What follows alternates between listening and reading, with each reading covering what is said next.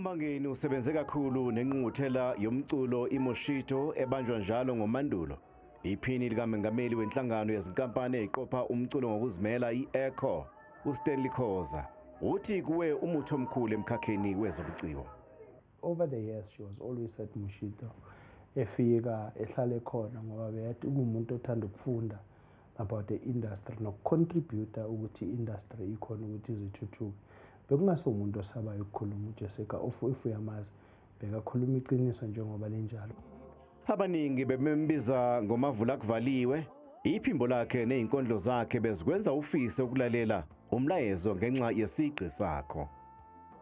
I think kusasebhlungu kakhulu because silahlekelwe umuntu that besinama plans amaningi naye more especially makufika ekuthuthukiseni ezamaciko.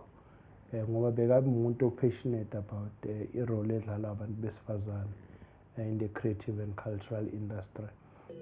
uMbangeni ushona nje ubematasa edidiyela umfanekiso wevideo yomculo wakhe.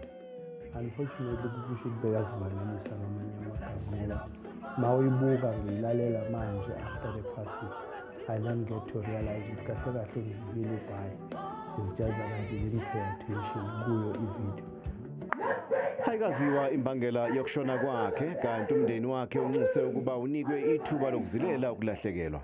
Amalungiselelo omngcwabo abengakadalulwa. uDr Bishop Jessica Mbangeni wazalwa wakhulela eNqamakwe, Eastern Cape.